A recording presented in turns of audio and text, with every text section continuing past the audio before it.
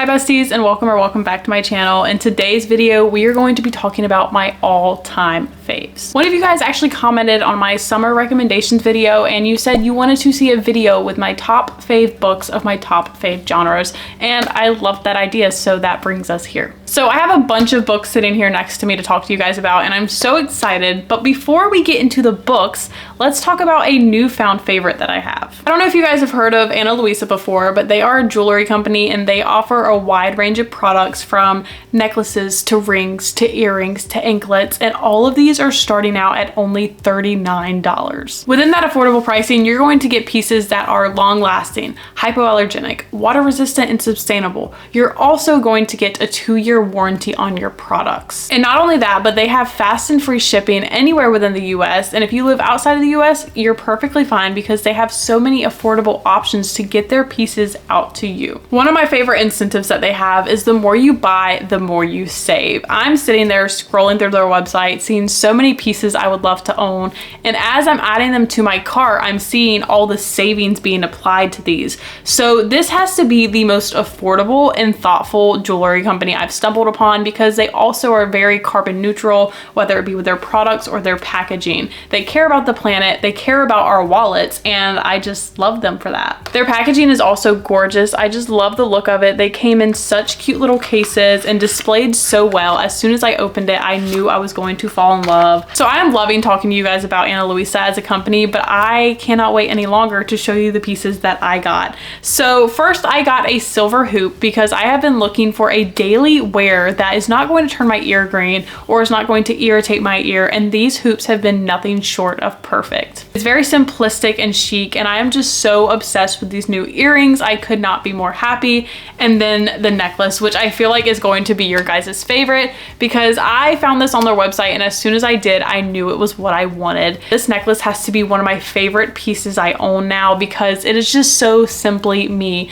You have the beautiful book in the middle, and then you have a pearl and a red heart on the side, and everything about it is just perfect. Jewelry can just make you feel like a new girl, so wearing my hoops and wearing my necklace has just made me feel pretty. Okay, so anyway, I just wanted to tell you guys about Luisa because if we're going to be talking about favorites, I have to throw her out there. So if any of this interested you or you are ready to track down this book necklace, use the link in my description and go shop at Luisa. I promise you, you will be satisfied. So now that we have talked about my fave jewelry, we are going to move on to talking about my fave books, and we're going to start with my favorite genre, which is going to be romance. A few of these you have probably heard me scream about quite a few times, but it's because they deserve it. It's because I love these books more than anything, and they are constantly on my mind. So let's start strong with Yours Truly by Abby Jimenez. This is a 5-star book for me, and it always will be. So in this book, we follow Brianna and Jacob, and they both work in the medical field. Brianna has been working towards a promotion for a very long time, and she feels like at this point she's a shoo-in. She thinks she's got it, and then Jacob randomly shows up at her hospital. He has moved, and this is where he's going to be working now, and her boss only feels it's fair to give him a shot at this promotion. So I mean, imagine yourself as Brianna. She does not have a good taste of this guy in her mouth. She's actually like not his biggest fan at all because she had this. It was going to be hers, and now she has to actually like fight somebody else for it. So he also makes a really bad first impression. So I mean, you have that anger about, hey, you're kind of stepping on my turf, and then you have the first interaction they had, which was so bad. Okay, I'm not even gonna tell you what happened, but it wasn't good. So she's just not a fan of this guy whatsoever, and he just feels truly awful about it, okay, because Jacob struggles with social anxiety and just anxiety in general. And so he writes her a note because that is his easiest way of communication. He can't make himself talk to her face to face. It is too much for him to handle. So he just writes her a note, and that is where the most beautiful love story starts. So we carry on, and these two are like just passing notes back and forth and getting to know each other as people. And it was just the most beautiful mental health rep book I have ever read. I have never read one that has resonated so much with me. It was the way that Abby handled anxiety, because I had never read one where somebody talks so blatantly and open about it, and it just really stuck with me, and it still does. And I think about these two so often. And this book is what made me fall in love with Abby Jimenez. So if you're looking for a book that just like screams mental health representation and just something that kind of makes you feel seen, because we love when a book can do that. And this book did exactly that for me. I just loved it so much, and I think it's the perfect read. It's also, I want to say it's a good summer read, but honestly, I don't know what season it was. It's a perfect all the time read, so take that as you will. The next book is one you have definitely heard me talk about if you've been here for a while, because it is Out on a Limb by Hannah Bonham Young. And this book, well, all of these books are going to be 5 stars. Let's just get that out the way, because every single one of these is one of my favorite books. So of course she was a 5-star read. So in this book we have Bo and Win, and their story just stuck with me because they were so compatible and so understanding, but they just got each other on different levels that all the people in their past had never understood them. And I just loved watching that genuine connection between these two grow, because I mean, you have something that was supposed to be a one-night stand and it developed into so much more. So it's on the back of the book, so I'm just gonna straight up tell you, okay, this is a pregnancy trope. So the one night stand kind of, you know, yeah, that happens. And so they decide, okay, we'll just be friends and we will get through this together. I'm not just gonna abandon you. We're gonna do this together. And as they're having a child together, I mean, you can only imagine the emotions that pass and the way you grow as people. So I was so happy. I was like, okay, like, yes, I know it was supposed to be a one night stand and you're probably a little blowed, but I was so happy. And if I recall, actually, she was over the moon about it. She was just really scared how he was gonna react to it. And I love them so much. Like every interaction they had, them becoming parents, every single aspect of this book was nothing but freaking adorable. And I loved it. And I love Hannah Bonham Young. She's so talented, and I feel like she puts so many real things into her books with such careful, gentle writing skills. I don't know what I was trying to say there, but it was just so good, and I really enjoyed it. The next book is actually one I read recently, and it's going to be Summer Romance by Annabelle Mahonigan. And this is a book that has sadly sat on my bookshelf for so freaking long. I hate when I read a book that I've had for so long and I'm like, how have I let that sit? Because little did I know gold was sitting on my bookshelf. So I have been in a slump, honestly, like, let's be so real, this whole year. Like, it's been back and forth. I'll have good weeks and then I'll have horrible weeks. It just really depends on my mood. I read this book in under 24 hours. That has not happened for me in a very long time. So in this book, we follow Allie and Ethan, and Allie is a single mother. Her mom died not too long ago. Her husband left her. So she's just going through it, and especially not looking for a solid, committed relationship. She's just looking for like a fun little summer fling. Enters Ethan, and it is like the cutest and silliest meet cute ever, because she's literally at a dog park and her dog decides to pee on this man, and as soon as she sees him, she's just utterly obsessed with him. And so of course they kind of click and they start hanging out and all these things. And then the twist that came in this book, I was not expecting it, and it just made me love them even more. And this was just like the most perfect summer read, because I literally read it sitting on the beach, and it was just so enjoyable and bingeable. Like, I read it so fast. That does not happen for me anymore. I found myself so lost in this book, and Allie and Ethan, and just like them as people. Like, I was obsessed with them. And then the way Annabelle says so many things in this book, like, I regretted not having a pen on the beach, because I would have annotated the crap out of this book. Just, she has a way with words that I was just like applauding the entire time, because everything she said, I was like, I was obsessed. It was so good, especially for a summer read. Read it anytime, but if you want to read like a summer read and you're looking for one, I would totally recommend this, because it was so good. So the last romance book we have on our list is going to be Just for the Summer by Abby Jimenez, and this is one you have probably heard me talk about numerous times, but that just goes to show how freaking good it is, okay? So in this book, Emma and Justin realize through a Reddit thread that they have something huge in common, and it's the fact that every single time they're in a relationship, it never works out for them, okay? They end up breaking up with the other person, and that other person goes on to find their person. So they feel like they're just cursed. So Justin posts on Reddit saying, hey, this is the situation I'm in, you know, explaining his curse. And when she reads it, she's like, holy crap, that's literally me. And so they decide to try to like cancel each other out and like see if they date and they break up, will they leave and then go find their significant other? Well, it's totally, I wouldn't say it backfired, but it did not work out the way they thought it was going to at all, because Emma is actually a traveling nurse and she convinced her friend to go to where Justin was just for the summer to see if this relationship little curse breaking thing would pan out. But little did they know, they fell hopelessly in love with each other, and just their story was so good. Abby Jimenez is easily one of my favorite authors just because the way she writes humans and their interactions and their feelings is just like a lovely thing to me. Also said that weird, but I just really loved it. And then the hardships that they had to encounter in this book was relatable, and it was just enjoyable. Like the whole book all around was really fun. I really recommend it for a summer book, which I think I actually just did in one of my recent videos, but it was just so good. Any Abby Jimenez, if you have not read her, I would strongly suggest that you do, because these two, I literally think about them all the time. But I would totally recommend this one, especially like the little scenes. Like the little scenes were so big to me, if that makes sense. And I love this book more than anything. It was so good. Okay, next we're going to talk about fantasy, which is honestly a scary one, because I remember when I had not read any fantasy and I was going into it fresh, I was so scared because it's such a different genre than romance. Let's say romantasy. Yeah, let's say romantasy. Okay, I don't think I could do like a strict fantasy without the romance. I feel like I kind of need that aspect to kind of pull me in and keep my attention. But all of these are my favorite romantasy books. So honestly, you might think I'm crazy, because guess how I started my fantasy journey? Literally ACOTAR, one of the biggest talked about series in fantasy, and I absolutely loved it. Like I fell so head over heels for these characters in this world, it's not even funny. So in this book we follow Feyre, and she is a human, and there is a world of fays and just people of higher power. They have these supernatural abilities, I guess you could say. I'm finding it very difficult to explain the plot of this book without saying too much. Okay, so I'm just gonna read the back, okay?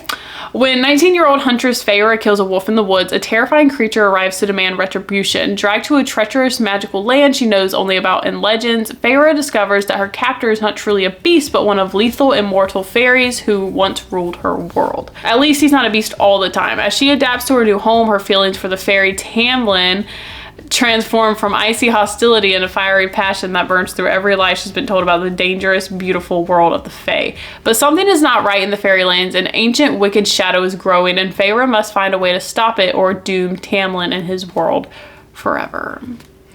I have so many things to say after reading that, but I'm not going to. So please read it. I really don't know what else to say, because the way book 1 starts and book 2 and 3 just like go crazy and have so many twists and turns, and I literally would sell my house to reread this for the first time again. I probably wouldn't do that, but okay. And then moving on, you guys might think I am absolutely psychotic for what I'm about to say, but my favorite book is not ACOTAR. And it's not Akamoth, and it's not Echo War, and it's not any of the Echoes, okay? It is Heartless Hunter, because this book was written so well, and I have never before read a book that literally starts off going 90 miles per hour and does not let up. So let me go ahead and clarify, this book and the second book, because it's a duology, my favorite fantasy reads of all time. Of course, there's still so much that I need to read, but this took the cake with everything, okay? And I'm not taking anything away from my ACOTAR babies, because I love them so much, but something about this story, I don't know if it was the fact that we started off swinging and did not let up. I don't know if it's the characters, the world, or what it was specifically, but something about this just won my heart over completely. So in this book, Rune and Gideon, okay, so Rune is a witch, and in this world that she lives in, that's not okay, because they actually have like a guy that goes around killing all the witches, Gideon, okay, because they're just not allowed in their world because they're too powerful and they're scared of all their powers and they don't want them to have the power that they have. So Gideon is the hunter and she is the hunted. And the thing that's so fun about it is Rune is taking it upon herself to be the Crimson Moth, which is the alias of the person that is going and saving these witches from being unalived. Okay, and so obviously Gideon, as the, I can't remember what he's called. I can't remember what it's called, but he has to handle Rune, the Crimson Moth, because it is his job as the offer of witches, I don't know, what do you want to say, to capture this person who is literally saving witches. And so he begins getting a little like weirded out and sussed by her, and she figures out that he's like a little sussed by her. So she wants to stop him in his tracks and make him not think that she's a Crimson Moth. So she attempts to start like courting him to throw him off her scent. And within that courting, I mean, it's weird because he's conning her and she thinks she's conning him, but they're both conning each other at the same time. And it was just so addictive. I have been screaming at my sister-in-law and my brother to please read this book because it's so, so good.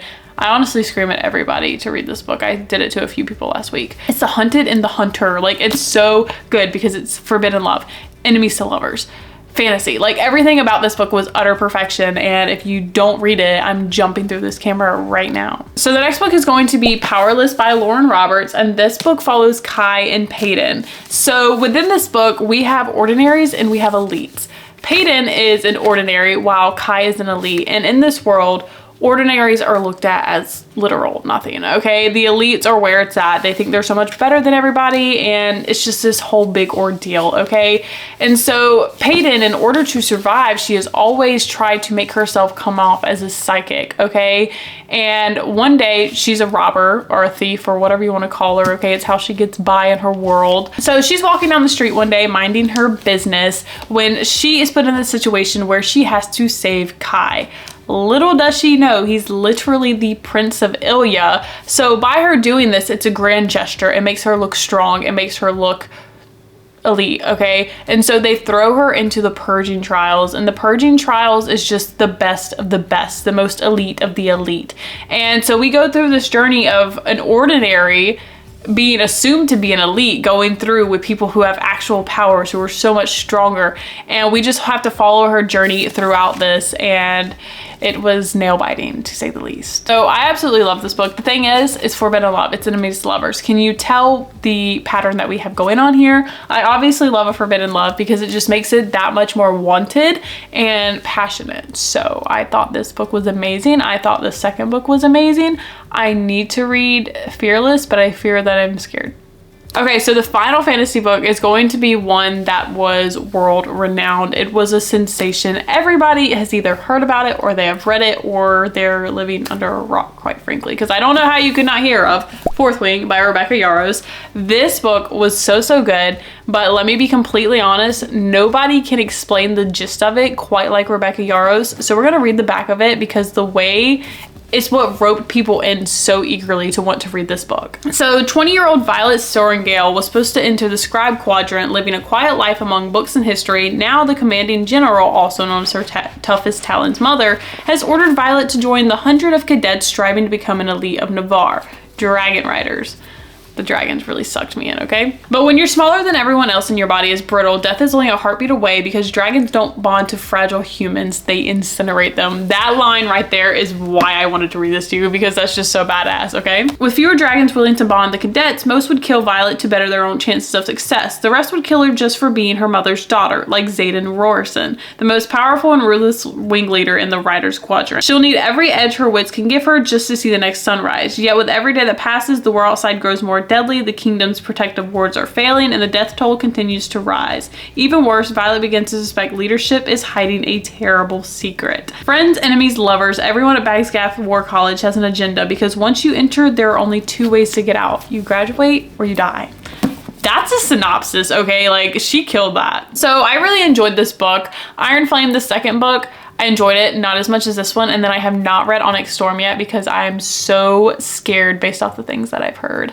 But I would definitely recommend this if you like fantasy books and you haven't read it yet. It was really, really fun and addictive. Okay, and the next genre we're gonna be moving into has become a strong favorite of mine recently, and I think it's specifically because of one of the books we're going to talk about, but thriller. So first and foremost, we're going to talk about A Good Girl's Guide to Murder, because this is a book I read probably a year or over a year ago already, and I absolutely love it. I still think about it. I binged the TV show when it came out, and I'm patiently not so patiently waiting on the second season. So in this book, we follow Pip, and she is our little detective, okay? She is writing her end of the year paper or something, and she has to pick a topic on what she wants to do. And she chooses to research the case of Andy Bell. Andy Bell is a girl who was offed, however you want to word it, by her boyfriend back in high school, and it was just a case that rocked this small town.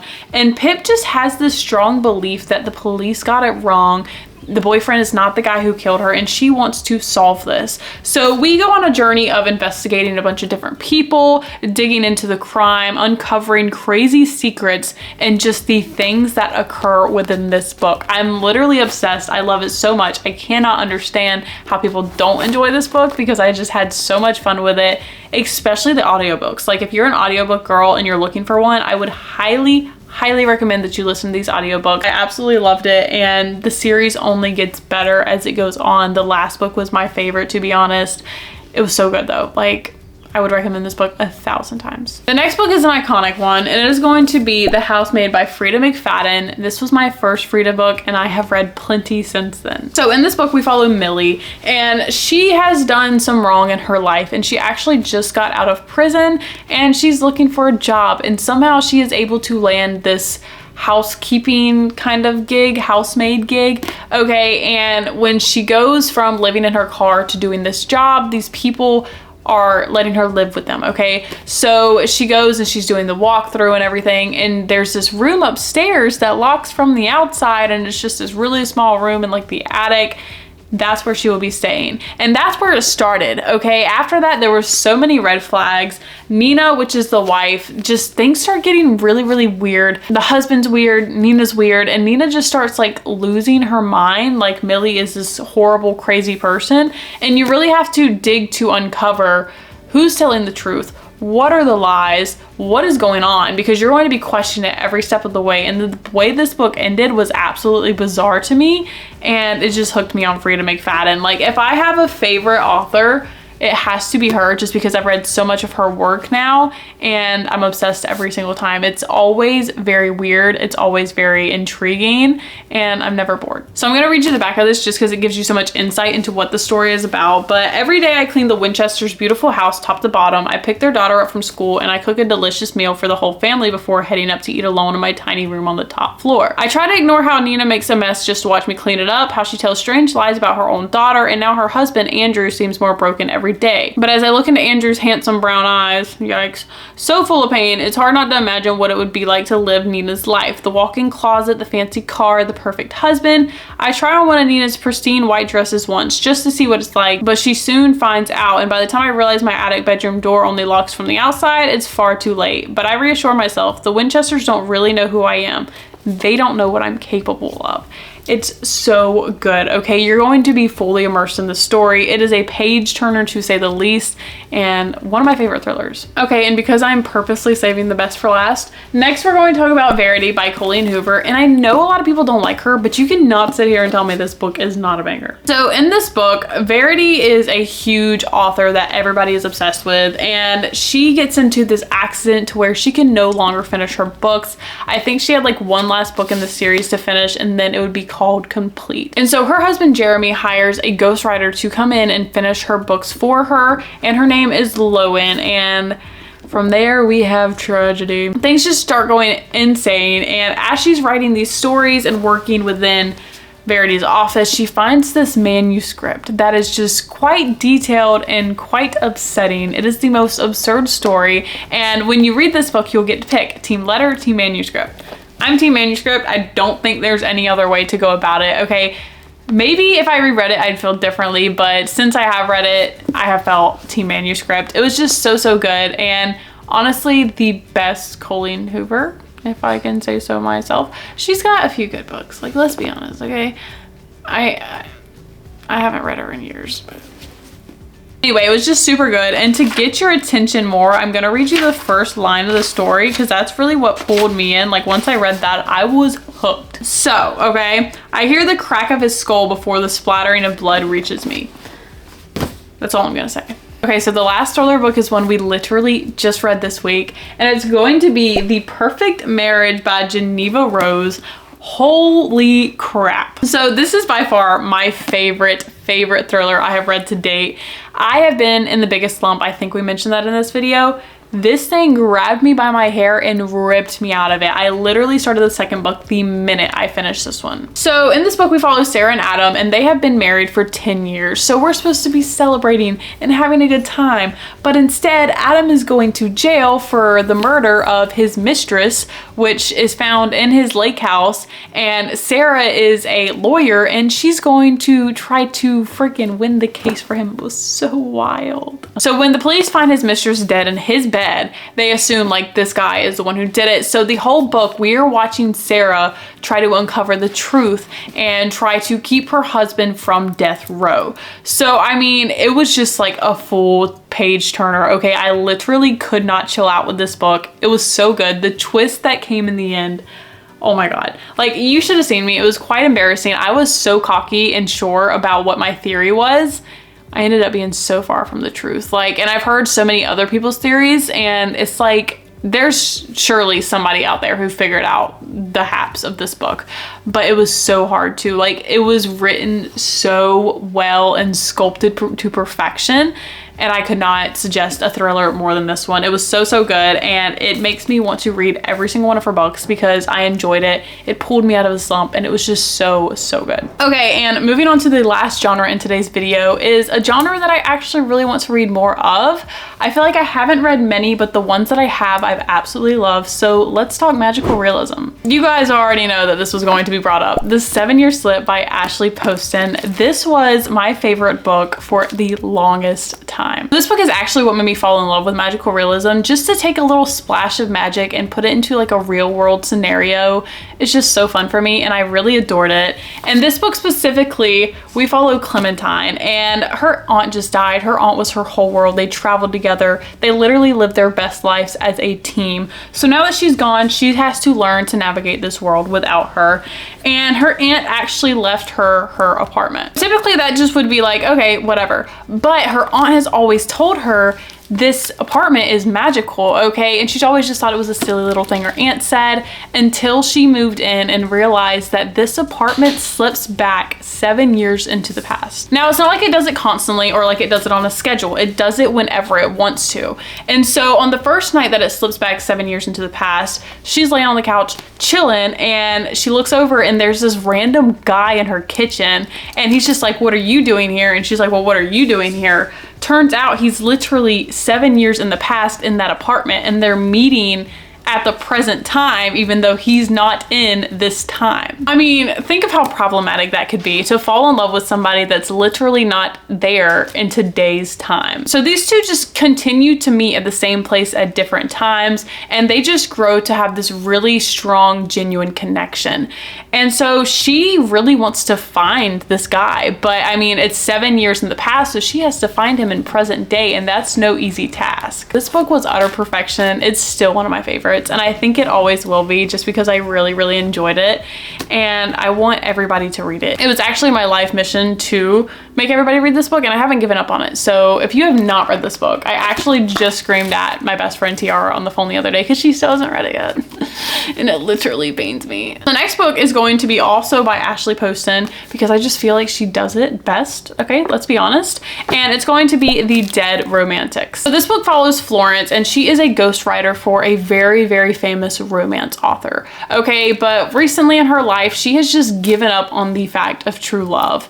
And she gets a new boss, and he is just hell-bent on making her meet her guideline, meet her deadline, and just give him the romance story that he's looking for. But she just feels so lost and incomplete when her dad just died, and she just feels like the world's not a great place anymore, okay? So she returns home for her father's funeral, and everything's going, you know, as normal as it could, until there is a knock on the door, and it turns out to be her new boss, but he is a ghost. So we spend a majority of the time trying to figure out what happened to him, why is he appearing to her, and, you know, what's going on? Like, I was so confused the majority of this book, but I was so invested and so curious, because how do you take a ghost and a human and make a love story? It was just so, so good and intriguing, and I would recommend this book to anybody. It was super easy to read and still one of my favorites. The next book we're going to talk about is The 7.5 Deaths of Evelyn Hardcastle. I still think about this book. I feel like this book is not talked about as much as it should be. Okay, so at a masquerade ball thrown by her parents at their English country house, Evelyn Hardcastle will die. She will die every day until Aidan Bishop can identify who murdered her and stop the killer. At the beginning of each day, Aidan wakes up at Blackheath House in a body of a different guest of the gala he attended the night before. And some of those guests are more helpful than others. The 7.5 Deaths of Evelyn Hardcastle is a breathlessly incentive gothic mystery that follows one man's quest to find a killer within a mind-bending temporal loop where no one can be trusted and nothing is quite what it seems. So every single day he's waking up in a new body, and although he has his mind, he still has the attributes and some parts of the other people. So he's thinking differently and he's acting differently and he's doing everything different from how he himself would do it. But you only get so much time. You don't get the whole span of time to do this. You have to figure out who killed Evelyn Hardcastle, however you say it, and stop them, because if not, you will die in this world that they are in. And the twist that came at the very end of this and how it all came to be was literally so shocking, and I loved it. I actually listened to this one on audiobook too, and it was a really good audiobook. So yeah, I mean, I just feel like there's not enough people talking about this book because it was so well done and just so, I feel like I've said the words so many times, but like interactive, and you were just fully invested. And just seeing him wake up in a different body every day, and like the different parts of those people that would come into him and how he would act in response to what's going on versus how he acted yesterday in response. It was just so fun, and I really, really enjoyed this book, and I would recommend it to everyone. Okay, and the last book that we have is something that I still talk about and think about to this day, and it is going to be The Midnight Library by Matt Haig. This book is very, very interesting, and it really gets your mind going. This book follows Nora, and she is just like not happy with her life at all. She's not doing great mentally, so she just tries to end it all. And instead of just, you know, ending it, she ends up between life and death. And versus just being in like a waiting room or whatever you want to call it, she ends up in this huge library, and it's being ran by her like childhood book club teacher, English teacher, bookstore, I don't know, somebody she knows from her past, okay? And every book on the shelf is a different life she could have lived if she would have made one decision differently. And so while she is in this room between life and death, she's able to go through these books and jump into these lives and really choose, does she want this life or does she want to go back to what she had? Was it not as bad as she thought it was, or does she just want to be done, period? And so throughout this book, we get so many different versions of what her life could have been, and this book is just really good at showing, yes, you always say, I regret making that decision, I wish I could go back and change that.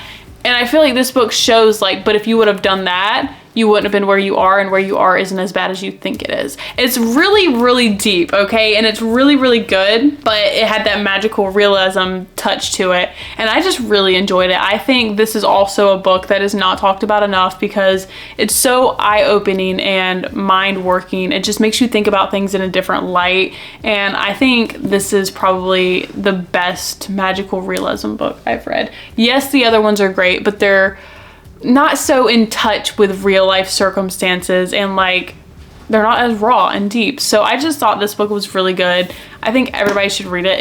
It gives you a different perspective. Like, you want to say you would change something, but would you, you know? So that is going to be all the books we have in today's video. Those are my top 4 of my top 4 genres and books that I think quite literally everybody should read. So I really hope you guys got some good recommendations from this video, not only on the book side of things, but on the jewelry side of things. If you want stunning jewelry that is affordable and great quality, go to Ana Luisa via my link in my bio and check some of their stuff out. If you get anything, let me know because I want to see it. I love you guys, and I will see you next time.